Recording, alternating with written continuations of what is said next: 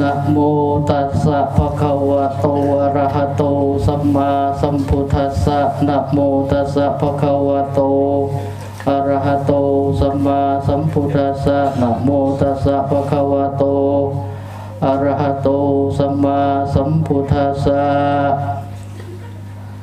พุทธุปะโทจตุลโภธัมโมจตุลโภบัพพสิโตจตุลโภสัทธาสัมปันโนจตุลโภกตัญญูกตเวทีตาเอโตปรังสักกจังธัมโมโสตโพตินักฟังสบายเบิ่งเทียนได้ไหมครับเนี่ยเบิ่งเทียนเลยในใหม่ทั้งหลังทั้งหน้าแล้วเนาะครอบคลุมมื้อนี้เขาก็ได้พากันมาก็คือมาสลองธาตุโมดาวอีกเนาะในการสลองนั้นเขาก็ได้มีการสมโภชมีการบวชขาวบวชซีสำหรับในการบวชนี่สัตถุทิยกคาถาบริว่าพุทธุปโทจตุลโภเนาะพระพุทธเจ้าเขาจะเกิดขึ้นในโลกนี้แต่ละพระองค์ก็เป็นของหาได้ยากเลยเนาะบางคนที่มาแต่ว่าบูเชื่อเนาะบางคนอาจจะบูเชื่อว่าพระพุทธเจ้ามีจริงเนาะนั่งอยู่ในนี่ก็อาจจะมีบางส่วนไปเพิ่นแต่งขึ้นมาว่าพระพุทธเจ้าเนี่ยเพิ่นเขียนใส่ปึ้มใส่บิ๊กใส่โซเอามาตัวว่าหรือว่าบ่มีจริงพระพุทธเจ้าเนาะอาจจะมีนั่งอยู่ในนี่เนาะเพราะว่าผู้ใดเกิดในสมัยนั้นมันบอกอันนี้เป็นสิ่ง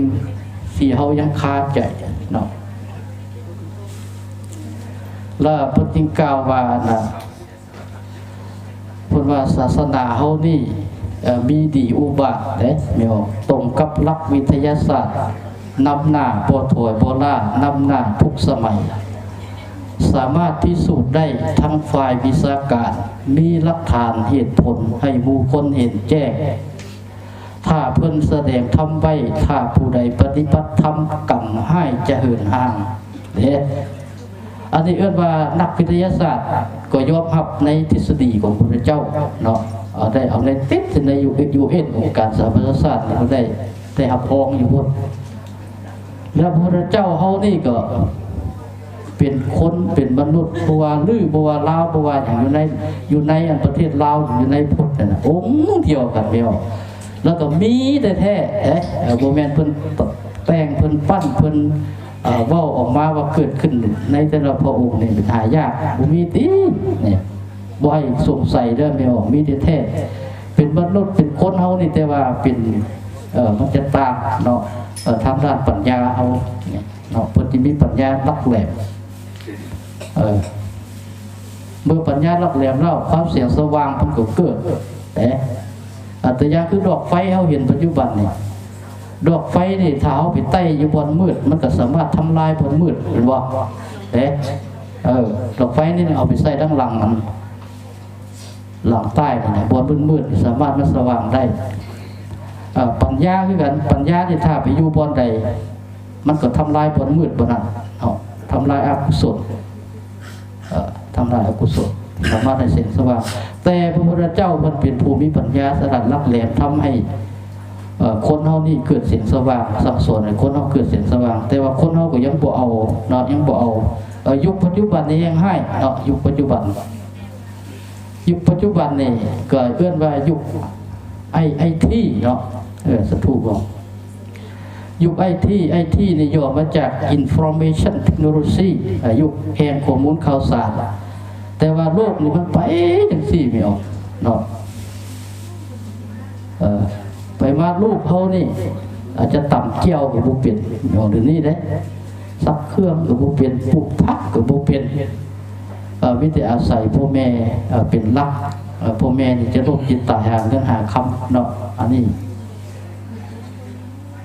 ย้อนเฮาหาเกินห่างคำสอนของพระเจ้าเนาะเกินห่างฮิต12ของ14เฮือน3น้ำ4นะปะไปหมดที่ไหน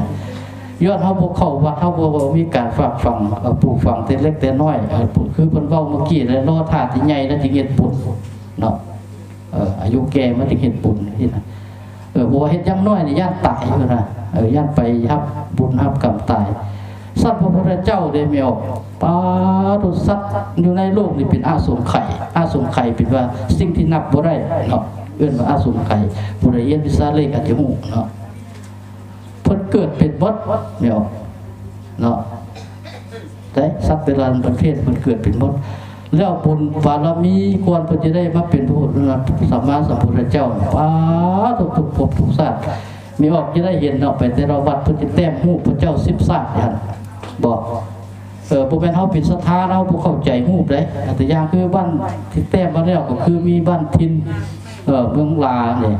นั่นเราเฮานี่ก็แต้มแล้วเข้าไปในอารามแท้จริงแต่ละภาพแต่ละรูปมันน่ะเฮาไม่ได้เป็นศรัทธาแต่บ่เข้าใจฮู้มันฮู้เป็นฮู้อย่างเนาะนี่10ชาติ20ชาติเกิดตัวจะได้มาเป็นพระสัมมาสัมพุทธเจ้าอันนี้เฮาเฮ็ดบุญมื้อเดียวในย่านตายไม่ออกเห็นบ่เกิดขึ้นมานี่12 13 6 7 ปีในเฮ็ดบุญในย่านตายหลายบ้านสถุนี่คือกันนี่ไปแม่เฮ็ดบุญเวลาฟังธรรมฟังเทศนี่ฟังธรรมนี่มีพลังยองแง่งอะไรไม่ออกเดี๋ยวไปนี่เห็น2คนเดี๋ยวทางนี้เห็นคนนึงเด้เพราะว่าผู้ใดก็จะอ้างว่ายังหนุ่มย่านตายเฮ็ดบุญแล้วย่านตายเฮาเป็นชาวพุทธเฮาบ่อิงเอาแนวคำสอนพระเจ้าเราเฮาจะเอาอิงเอาไสมันบ่เอาไปยึดถือว่าพระพุทธเจ้าเขาที่เข้ามาเพื่ออย่างเนาะเพื่อมาหลอกตัวเองแต่มาอย่างซี่มาสั่งอย่างซี่ก็เสียเงินบ่มีออกเสียเนาะเนี่ยเขาจะมาเสียเงินเขาก็เอาไปซื้อเอาให้ส่งเสริมลูกเขาเฮียนซื้อเอาเข้าป่าอาหารให้ลูกเขากินสิพอดีบ่จะเอามาสั่งอย่างทาสนะขนาดเอาผู้เสือเนี่ยอันนี้เราต้องตั้งคำถามใส่เขาเพราะว่าชาวพุทธนี่ศรัทธาเป็นผู้ที่ฉลาดเป็นผู้ที่มีปัญญาอันนี้บ่ให้สงสัยถือว่ามีแท้เด้อเดี๋ยวอธิบายโดยย่อเวลาที่จริงก็อย่างว่าหลายเวลามันบ่ให้บัดนี้ข้อที่2ธัมโมจตุรโภนี่เขาจะได้สรับรับฟังคำสอนของพระพุทธเจ้าแต่ละพระองค์นี่ก็เป็นของหาได้ด้วยยากที่บ่ได้เกิดมาบางเทื่อมี16 7 ปีตาย10 ปลายปีเขาเทคเข้าบา22 ปีแต่งงานมาวัดผู้ฮู้ผู้แม่ผู้พาเข้าสบู่สิเวไปพุ่นปะกันทิ่มกันเป็นแม่ห้างแม่ไม้เนี่ยเฮาหาโอกาสจะฟังธรรมมีบ่มีอยู่นี่เอื้อนว่าบุญเอื้อนว่ากรรมเฮาฟังอยู่ตลอดเด้เขาจะได้แสดงว่ามานั่งนี่หรือผู้มาอยู่ในบ้านก็อย่าผู้ที่มักกินมักทานมักเฟื่อเผยแผ่มีความเสียสละแสดงว่ามีธัมโมจตุรโภเนาะเข้าถึงประมาณนี้ก็คือกันมีธัมโมจตุรโภเขาจะได้มารับฟังก็บ่แม่นหาได้บ่แม่นถึงยากบางเทื่อเฮาที่มาแต่ใจเฮาบ่พอค่าลูกค่าผัวค่าลูกค่าเมียค่าเวียกค่างานบ่มาก็มีเนาะแต่งให้ผู้นั้นมาผู้นี้มาแทนแต่ว่าบุญที่ผู้ใดทำผู้นั้นได้สิเด้ตัวอย่างครอบครัวนึงมี6 คนแม่ออกอันนึงหรือว่าลูกสาวผู้นึงบางมักใส่บาตรทุกมื้อแต่ว่าผัวหันเป็นผู้หาเงินหรือว่าเมียเป็นผู้ใส่บาตรผัวเป็นผู้หาเงินถามว่าผู้ใดได้บุญหลายเมียได้หลายกว่าแต่ว่าผัวก็ได้แต่บ่ได้หลายเพราะว่าบุญที่ผู้ใดเฮ็ดผู้นั้นได้เนาะเรากินข้าวนี่เพิ่นเว้าเรื่อยๆเนาะเฮากินกับเฮาอิ่มบ่แม่นสิไปอิ่มท้องผู้นั้นผู้นี้จังได๋อาจารย์เพิ่นบอกเว้าฉะนั้นแสดงว่าเฮาเป็นผู้มีบุญมีบารมีแล้วได้มานั่งฟังฉันต้องอดทนเนาะใส่ขันติคือความอดทนเนาะสุรัจจะนี่คือความสงบเนาะสงบเสงี่ยมตั้งใจฟังตั้งใจเพิ่นเทศเพิ่นก็ฟังแล้วก็พิจารณานั่งสมาธิเนาะอันนี้เอิ้นว่าหาได้ยากเด้คำสอนเนาะแล้วบัดนี้ข้อที่3วัปปสิโตจตุรโภนี่เขาจะได้มาบวชในพุทธศาสนานี่ก็เป็นของหาได้ด้วยยากนึงเนาะอย่างเด้อเนาะเขามีพลังเขามีสัพพสัญญาเขาโตว่าเขานี่มันบ่เที่ยงมันบ่มันทุกขังอนิจจังมาทำบุญทำกุศลอันนี้ศรัทธาเนาะแล้วตอนนี้เขามาอยู่นี่บางคนก็จะเป็นพ่อบางคนก็จะเป็นแม่เนาะบางคนก็จะเป็นลูก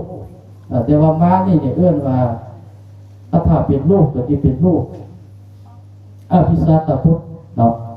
บางคนนี่พ่อแม่นี่บ่เคยทำบุญเนาะแต่ว่าลูกนี่ทำแม่ลูกนี่มาเข้าวัดเข้าวาแต่ว่าพ่อแม่บ่เคยสวดแต่ว่าลูกนี่ใส่บาตรญาตินำงานใดอุปโภคนาเนี่ยอันนั้นเอื้อนว่าแต่ว่าพ่อแม่บ่เคยเข้าเอื้อนว่าลูกที่เหนือพ่อเหนือแม่เอื้อนว่าอภิสาตพุทธเนาะวันนี้อันที่สองนี่อนุสาตพุทธลูกที่เสมอพ่อเสมอแม่ว่าสินะแม่เคยพาเข้าวัด7 มื้อเฮาก็เข้าวัด7 มื้อแม่เคยทำจังไดเฮาก็ทำทั้งนั้นแต่ว่าบ่ลืมพ่อลืมแม่เอื้อนว่าอนุสาตพุทธลูกเสมอพ่อเสมอแม่แต่ตัวนี้ก็ยังใช้ได้อยู่เนาะอนุสาตพุทธตัวอย่างพ่อแม่มอบทรัพย์สมบัติให้เรือน2 หลังดิน2 ไร่นา2 ให้บ่นั่นน่ะแต่เฮาสามารถรักษาไว้ได้บ่ให้ทุกข์เสียหายครับอันนี้เอื้อนว่าคนที่เสมอพ่อเสมอแม่แม่มีศีล5พ่อมีศีล5แม่มีศีล5ลูกก็มีศีล5เนี่ยอันนี้เอื้อนว่าเสมอพ่อเสมอแม่พออัตุไสเนี่ยอาวาสาตพุทธเอื้อนว่าลูกพ่อลูกแม่ตัวอย่างที่ได้พ่อแม่เคยเข้าวัดแต่ว่าลูกห่างเหินบ่เห็นหน้า